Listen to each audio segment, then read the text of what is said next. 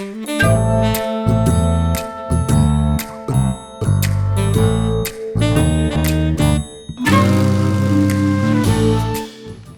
and grief. Bereavement is it's the state of having a loss. Grief is the response that we have within bereavement. What that would look like is an emotional, mental, or physical response to a loss. And simply bereavement is like that state of being. So it manifests in many ways. One is spiritual. Grief manifests spiritually through a sense of presence or preoccupation with spiritual interests or exercises. People might explore religious values more or interrogate them more. They might come to question the existence of God, religion, religious guidelines to keep behaviors in check, and to navigate systems to have a stay on the path. I had my great grandmother. She was a religious woman. She was Kojic, so she went to church. Very God-fearing woman. When she passed, before that, she had breast cancer for 4 years, roughly about that time. And for me, I had a hard time reconciling her suffering with God's handling with her, and a woman that was very pivotal for my life. So I struggled with some resentment for the way that she had lived up until the time that she had made her transition. In my case, religion was a bit of a waxing, waning kind of thing, but I always stayed on the path of more religious than less. Religion plays a part in how we conceive of death and how we treat people who are on their way to death. Dorian, can I add one thing? Yeah. What he was reckoning with is he's Jewish, and he was like, I went to my rabbi and was like, this isn't fair. Like, this is a mom that like loved her kid, that loved her children. I got to hold this baby. Like, this is a good family. These are good people. Like, yeah, when I was born, he held me in the hospital. He was like, I've literally watched her be raised. Like, I've seen her hand her entire life, right? Like, I don't feel like she's a person that deserves this. I know people that, he was his words, that probably deserve this, right? And he's like, I know people who don't love their children, who don't care. And he's like, I literally almost shunned God for this. He was like, so just know that it might be people like around. I didn't realize he was this affected. I was like, Uncle Bob, you gonna stop going to the synagogue? Don't do that. Like, I do talk to him like, it's okay, you can go back. Like, don't stop believing because this happened. And it took conversation. Like, sometimes people really, like, they cannot take it. Yeah. And it doesn't even have to be their own personal experience, it just be a witness of what they see. Yes. So that's also to put that in there. Yeah. So we see how spirituality can change based off of a loss. Yeah. Cognition. So grief manifests cognitively through hallucination, confusion, disbelief, rumination. People might experience a struggle in maintaining someone's existence. I could add existential point as well. People may pursue a different identity related to one who passed. So with some, that's so true. Wait, yeah, I know people who have taken on the remnant of people who've passed on, and literally will like operate in what they believe is that person's experience, like even at time. yeah, You know? yeah. Thank you for breaking this down. Please continue to do so. Oh yeah, no problem. So when we talk about how it affects the mind, disbelief, let's say, God forbid, with this crazy world right now, sons go off to the Army, sons go off to the Navy, Air Force, and they may, a lot of them unfortunately, die overseas. And being a parent back home in the U.S., when your son's fighting off over in Ukraine or something like that, it may be harder to conceive of that death just because there's no visual confirmation. There's no, you're just told by word of mouth that this happened, and it's harder to internalize that, to bring it in and reel it in. And then we have hallucinations. So hallucinations, I heard his voice. I heard my daughter's voice. I saw them the other day. They were walking down the street. I could have sworn it was them. Grief has a way of pervading the mind in the way that we change or mentally, like we perceive things. Yeah. A room, yeah. This is leaving room for the fact that there are some experiences experiences that can't be like necessarily like in the context of our reality or whatever. It may not have like a real tangible like in this place, but still like that doesn't mean it's any less real for that person. Yeah. I ain't saying about grief. Like I'm saying that people be out Oh, of yeah. their mind when they lose somebody. Not out of their mind. It's just, it's more of a strong desire to have that connection back to that person that you lost. It's a strong response, and grief is not this cookie cutter thing. That hallucination of hearing that voice or seeing that person out in public when you thought they weren't there. It's not to say you're crazy. It's not to say that you have something wrong with you right now. That is the symptom of having a loss. Like a longing, if you will. Yeah, yeah. Emotionally, how does grief manifest? Numbness, emancipation, relief, loneliness, anxiety. People take hold of any of these one coping mechanisms with death. Yet the attachment styles affect the way that people deal with grief as well. So we talk about emotional bonds with people and how that shapes the way we interact in our daily lives with people that we love, friends, and everything else. But I'm going to go through the attachment styles and see how they connect in a moment. And this is tailored towards children when the professor proposed this, but I'm going to push it into grief a bit more. So we have secure attachment, avoidant attachment, ambivalent attachment or anxious attachment, and disorganized attachment. Secure attachment, you could take this in terms of adults too. It carries over. So when children are securely attached to their caregiver, parents, they feel happy whenever their caregivers are around, but are upset, they get separated from them. While the child is distressed when the parent is away, still the child feels secure with feelings that their caregiver will return very soon. Mom is away, I'm still good. Mom is here, I'm happy. We have avoidant attachment. Put simply, children who have avoidant attachment tend to keep away from his or her parents.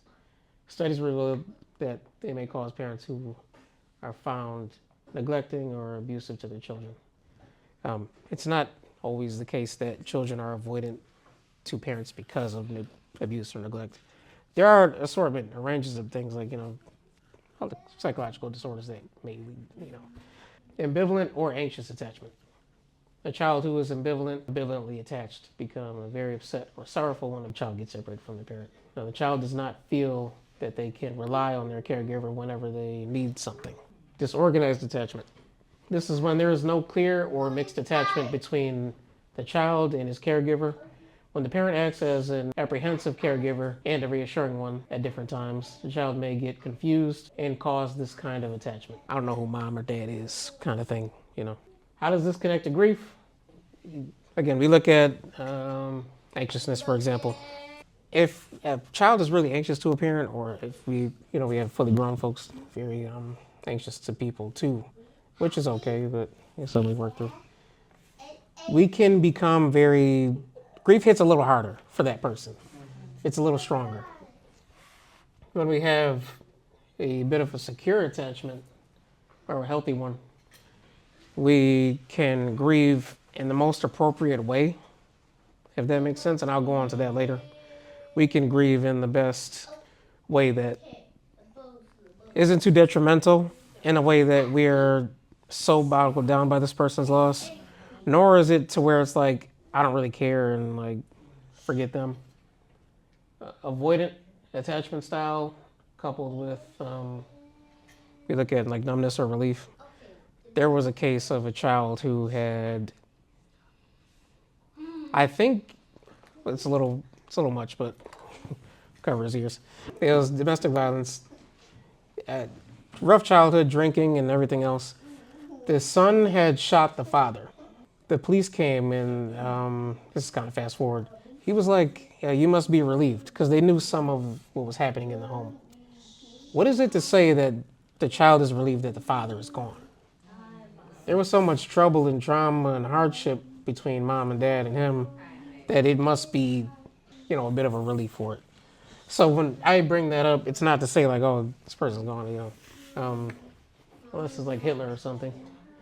And also with avoidant attachment, we have numbness. This person, they're not archetyping people, but it falls along the line of I can sit alone and be by myself and don't worry about it and all this other stuff. People, and again, grief is not cookie cutter. People have a different response emotionally to life just because of the way they are, but also their traumas and things like that.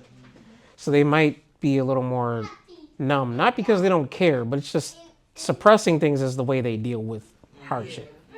It manifests physically. So sleep disturbance, absent-mindedness, absenteeism, appetite disturbance, social withdrawal, dreams of diseases, calling, searching, sightings, restless hyperactivity, crying, visiting, carrying objects of the deceased members, treasured objects. So physically, grief comes to us in these ways. Early September. And what came through for me was sleep disturbance. It was hard sleeping. What came through for me was absenteeism. And it's not in the sense that like you're not going to work, but I'm not responding to messages as fast as I used to. I'm not returning callbacks. I just want to stay to myself. I don't want to think about anything. Isolation. So that also follows social withdrawal. You have somebody that passed and you're like, you see their social media profile, you look at the text messages, you're trying to text them, you're trying to call them. Maybe this thing didn't happen. Maybe they're not gone. Restless hyperactivity, that also follows with sleep disturbance a little bit. Visiting, if they have a room at a relative's house, gravesite, carrying objects, whatever that thing is for them. If somebody had a favorite pen and that's like, I'm going to hold on to that. That is something too. So we look at the mode of death affects the way people grieve. People's phobias, passions and careers, nature of relationships and the intensity. It shapes the way that people like kind of go about their path.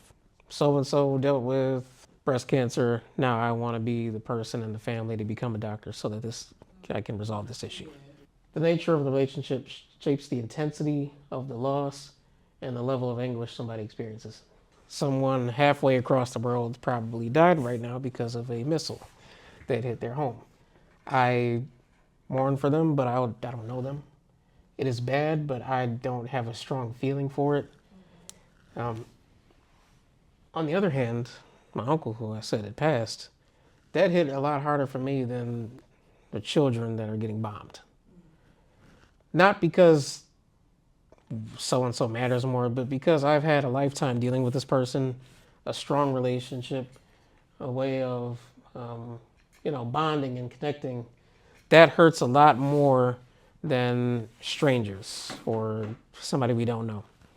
And so we have to look at other things too, like unfinished business. Like how does that seep into our way of understanding grief? Recognizing and when we have like issues, conflicts and things like that, sometimes we got to take the middle road. Like we don't have to know and we have to be okay with not knowing. Just, they're gone. The issue that you had with them, it's unresolved, but how do you move on from that? And so we may take the middle road of not searching for the answer, not necessarily looking for it, and that could be a way. I have a little thing to add in if you don't mind. Yeah. So getting my hair done today, I learned a lot about the lady that was doing my hair. So she's a mom of 3. Only had one living child. 2018 got into a house fire, lost 2 kids in that fire. I said, oh my God, how are you? You're right. Are you okay? Mm. No, but I'm here. Yeah. It was the transparency. I said, wow, can I hug you? Right. Like, can I hug you? Mm-hmm. She was like, it's been hard, but I'm here. She was like, what do you do? Right. I said, come on down. Come on down to the village. But I brought that up to say that people wear grief different. And she brought it up. I was different before. I had a lot of friends. Now after, they can't see that I'm not the same person after losing my kids. So What do you mean they can't see? they're not understanding that the That same she's a thing different person that now? she did before is not going to help her continue to be the same person that she's been. Right. But that loss is something that she can't get back. So she's definitely a different person, and she just, the way she carry herself, her energy is heavy. So me talking to her and asking her like, how are you? That was the first thing I wanted to know. Like, how are you? I'm not okay. I'm sorry.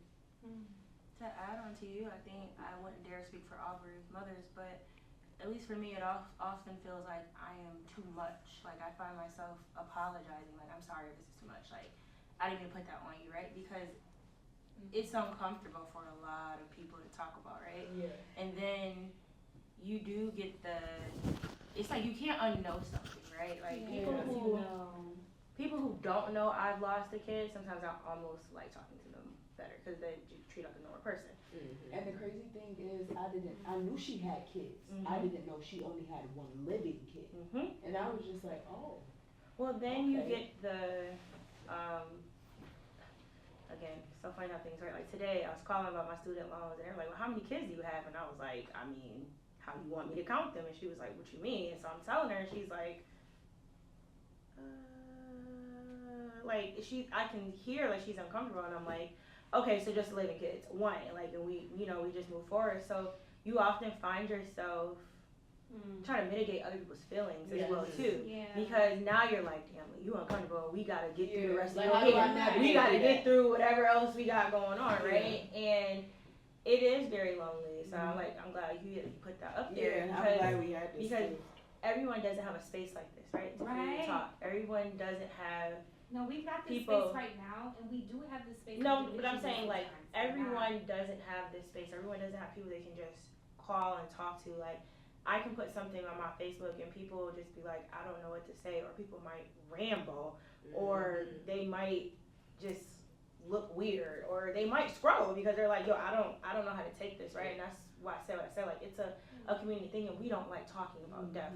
We don't like feeling uncomfortable. We don't like the reality that death is coming for all, and that it has come for some, and we have to reckon with that now. It is very, very uncomfortable. We don't want to talk about the science that like people are grieving. We don't want to. I'm grateful that this is happening right now. It's really hard. We need this right now. And so then you get to a point you're like, well, I'm gonna just shut up. Like, No. y'all got it. No, I'm just saying, like, but you can get to that point. Okay. Because it's like, y'all uncomfortable. Like I don't want to walk around and people go, oh my god, that's that girl with the baby. No. Like because that is literally, they won't say that, but that is their face. You can see it, you can read it, you can feel the energy. And I do appreciate you because I know you were like that with me when you were asking about my daughter. Just how are you? Like how did that change you? Just that compassion, like someone even asking if they don't even know, but like, or they never had it happen to them, but just that human experience. That's like what how I can always I call support it. Like, you in your just seeing that this is really another just human in. having a hard time. This is another human that has gone through something difficult. I don't fully understand the difficult thing they have gone through, but I do get that this is another person, you know, and just having a human connection. Like you said, maybe it's a hug, maybe it's 2 weeks later to check in, like, hey girl, like I'm still thinking about what you told me you was braiding my hair. Like I'm just checking in on you. Like that goes a She long told me way. she haven't put her Christmas tree up, and I'm just like, oh, we gonna put that Christmas tree up this year. Yeah. But also in just your willingness to speak it helps me to know that I could say what I was going through. I mean, normally I would not have shared the stuff about Donna or Donna's daughter. Just because I don't want to make other people uneasy, but the more, I guess, Normalized, familiarized. yeah, like humanized. The more human we are with each other, the fuller life is. The fuller life is, and we're not stuffing those things away to cause pain or hurt or, you know. Less ability to access, we don't, I don't think it's intentional, but I do think that it's intentional to open up the space. And then we have access to joy. And more and community and connection. Yeah. Because I didn't know how much relief there was in crying. Thank you for sharing. I welcome it. I encourage it. I don't care if the rest till midnight you just gotta cry and get stuff out. Do that. Right. So we have a grief timeline. Grief timeline consists of the age you were, the season that person died, the year that person died, who that person was, the nature of the transition, poor health, an alienatum, and whether you grieved or not. So you're just going to write on your papers right now who that person was, the nature of the transition, and whether you grieved or not. And to complement that piece, you're going to put your age, the season it was, and the year that happened. You're going to dig a little deep into, and you could go with everybody or the people you're comfortable with, whoever that is, from your age until from zero. What was it? From 0 to now? Yeah, from 0 to now. You just popped out until this very second. It's an exercise just to gain a grounding of how, and what season in your life was this grief impactful in what ways, and how did you deal with it? We'll get into that after, but this is a timeline to measure how grief has come into your life, when, at what stages, and so on. So we're picking somebody who we didn't grieve on and somebody that we did. Yeah, well, everybody. I don't know how many people you guys lost. I got, and grief is not necessarily just like you mentioned before. It's not necessarily who died. It's also a loss. Like somebody's just not in your life anymore. They can still be living, but they're just not in your life. So that could be it too. For me, I lost my great-grandfather. I didn't know him too well. He died of poor health. I didn't grieve him much because I didn't know him too well. That was when I was 17. My great-grandmother, she had made her transition, breast cancer. I grieved a lot. I grieved a lot. And back to saying that it doesn't necessarily need to be a death. It could just be a loss, somebody or something that hasn't been in your life for a period of time, although they're not dead. So I had a girlfriend at the time. We broke up. It was because of distance and life paths. That was when I was 22. I grieved, yes. When I was 22, fall 22, I had a cat. The cat, we said Mr. Cat. Mr. Cat is not with me anymore. But I was taking care of the cat. So it was me. We had the cat for about 6 days, so it was just me and the cat. And yeah, I miss Mr. Cat. Mr. Cat was chomping on my legs, chomping on my toes, crawling up. They got super, like they try to crawl up your body without anything, no barrier, so you're just getting scratched up. The nature of the loss was rehoming. And I did grieve Mr. Cat for a little bit. He was drinking that Capri Sun. I didn't have it. I was like, you know what? I'm going to try it. I like to experiment, so you... They just started coming. You want any? I was confused. Go crazy. I got tired of the squeezy things, and then when it was so many recalls, and I decided to start opening up and seeing that it was mold at the bottom, and you can't decipher what's in these packages because of the heating compress. I was just like, yeah, I'm really shying away from plastic pet pouches. There was, I thought about it, but I left it out because I thought it would be a bit too long. So there's grieving that deals with children and adolescent and teens. It's completely normal for a child to not grieve anybody. It's okay. There's nothing wrong with that person. There's nothing wrong with that child. There's nothing to say negatively about them. Because they're children. They're just not cognitively there. So it's a learning curve for parents. Yeah. But it's absolutely okay to have a child that loses somebody and not conceive, emotionally process, and reconcile some things for themselves. The thing about children is that they just don't know what death is. There's no conception of that for them yet. So it's a lot of curiosity with them. It's a lot of misunderstanding for them. Yeah. And for parents, however you guys go about it, if that ever happens, but hopefully not, talking to them about, in soft ways, in appropriate ways, what death is. Yeah. You know what I mean? And helping them see that in a healthy light and not in a torturous way as well. For teens, they've already got their hormonal stuff going on, so it might be a little more intense for them.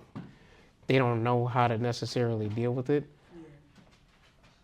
I lost somebody in my, late teens, but I didn't really know the person.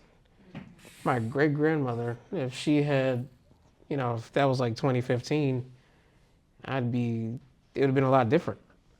And along with that, teens, a lot of them, sometimes depending on the space, they haven't really lost anybody of worth. Well, they haven't lost anybody of strong value to them yet. So a lot of, and that's all right. I saw that coming. I was like, oh, but everybody know when a baby tired. yeah. That's a good point on teens, because one person on here, I was sophomore in high school, he sat next to me in history class. I saw him in school on Thursday. He was like, I don't feel good, I'm going home. By Monday, his mom told us like he was in the hospital, we could go see him. By like maybe that Tuesday or Wednesday, he was dead. And like I yes, like it literally happened that quickly. And I remember like that was handled so poorly. Like, and like they let us at like 15 just like go see him, eyes glazed over, like in the hospital. Like, yeah, you can go see him. And I'm like, I would have never let my child, like for my mom to know I was doing that, to just like leave after school, like we were going to the corner store, like we were going to get a soda, like it was just right. And then I also remember I went to his funeral and I was very, very, very, very upset. My mom's like, well, like, do you need to just like go home or something? And I was just like, girl, like this is the place. But it's interesting because another person I put on here was her mother, which I was in my mom's belly when she died, but the ramifications of how my mother grieved, I'm not gonna say it was improper, shaped my childhood. So it turned into me grieving a person I never met, and knew all this history about, and it shaped everything, like literally down to how I mother, because I don't want to mother that way, down to how I specifically chose to grieve my child so that my other child doesn't have the childhood that I had, right? So seeing that, like, watching other people grieve can also make you change like what you're gonna do. And it's just like, just even like writing all this down, like it's just very interesting how that can be. So, and of course, like when like a classmate dies, like nobody, like that's you going, yeah, like, and then I sat next to the man, like every day, in high school you had the same classes every day, like sat next to him every day. And I remember a teacher of mine was like, you all right? And I was like, no. And he was just like, well, why not? And I was just like, well, I'm just a little sad about it. He was just like, I'm really sorry. And then I just told him, I was like, I sat next to him, like, in our next period class, and he was like, oh. And then he, like, went back to, like, writing. Like, I remember that. That was it, because he didn't know what to say. Okay. Don't nobody know. He didn't know what to say to me, and I was just kind of like, maybe I shouldn't tell people that. Again, I meant to add this into, because what you're touching on is exactly what there's. Okay, so with teens, especially when getting into schools, teachers need this stuff. Yeah. And I worked in a high school. yeah. And then we could meet again, because it's really hard. Or you could just come to the graduation. Right. Would you like an invitation to the graduation? We can do the graduation. December 12th. Well, What work do you do? I do a lot. He's a man of me. So I do speaking. I have 6 books. One that'll be the 6th one produced in like a week. So you write. And He I has books that's being mental released. counseling. And Well, that's it was very special that you were here on this night for us. Right. yeah, Because, absolutely. like Amber said, like I appreciate that there's a male in the room. That No, is seriously. like, I mean, yeah, I didn't even mean to say that like No, that. it was It was good. It was good. And then so I have a Express disclaimer. I balance wasn't to us.